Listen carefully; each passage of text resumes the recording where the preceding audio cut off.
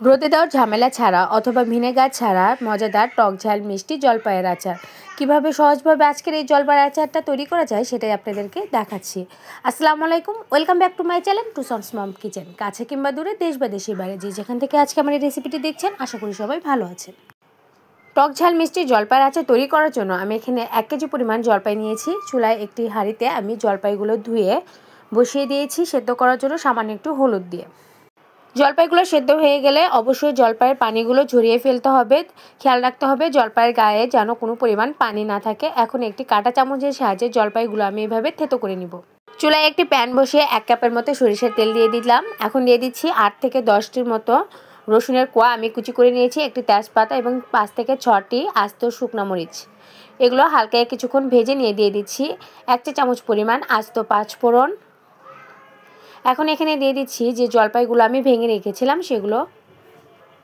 জলপাইগুলো দেওয়ার পরে এখন আমি এখানে দিয়ে দিচ্ছি 1/2 চা চামচ হলুদ গুঁড়ো, স্বাদ মতো লবণ, 1/2 চা চামচ লাল মরিচের গুঁড়ো। এখন সব কিছু খুব ভালোভাবে মিশিয়ে নিব।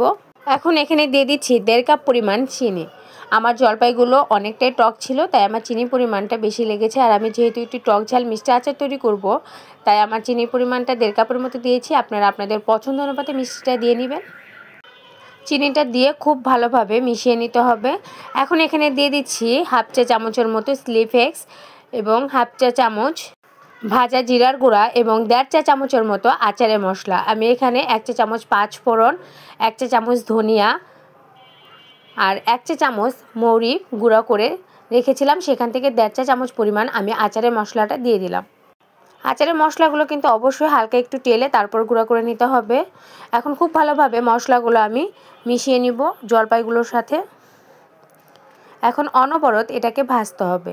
আপনি যদি সারা বছর আচারটা ভালো রাখতে চান, অবশ্যই আপনার আচারটাতে তেলের পরিমাণটা বাড়িয়ে দিতে হবে এবং এই আচারটা আপনি নর্মাল ফ্রিজে যদি সংরক্ষণ করেন তাহলে সারা বছর আপনার আচারটা ভালো থাকবে, কোনো রকম ভিনেগার রোদ দেওয়ার ঝামেলা ছাড়া। কিন্তু এখানে অবশ্যই একটা জিনিস খেয়াল রাখতে হবে, আচারটা খুব ভালোভাবে ভেজে নিতে হবে এবং তেলের পরিমাণটা একটু বেশি দিতে হবে, তাহলে আচারটা নষ্ট হবে না। এখন আচারটাকে আমি খুব ভালোভাবে কিছুক্ষণ ভেজে নিব। আপনাদের কাছে অনুরোধ, আমার রেসিপিটি ভালো লাগলে অবশ্যই লাইক, কমেন্ট এবং শেয়ার করবেন। আর যারা আমার চ্যানেলটিকে সাবস্ক্রাইব করেননি তারা আমার চ্যানেলটিকে সাবস্ক্রাইব করবেন। আর যারা ফেসবুক পেজ থেকে আমার রেসিপিটি দেখছেন তাদের কাছে অনুরোধ, আমার রেসিপিটি ভালো লাগলে অবশ্যই একটা লাইক, কমেন্ট এবং শেয়ার করবেন আর আমার পেজটাকে ফলো দিয়ে রাখবেন। আপনাদের একটা লাইক, কমেন্ট এবং শেয়ার আমাকে অনেক বেশি উৎসাহিত করে। আচারটা ভাজতে ভাজতে এক পর্যায়ে যখন আচারের উপরে এরকম তেল ভেসে উঠবে এবং আচারটা কড়াইয়ের তলে তার লেগে যাবে না, তখনই বুঝে নিতে হবে আচারটা ভাজা হয়ে গেছে। আমার আচারটা হয়ে গেছে, এখন আমি আপনাদেরকে নামিয়ে সার্ভ করে দেখাচ্ছি।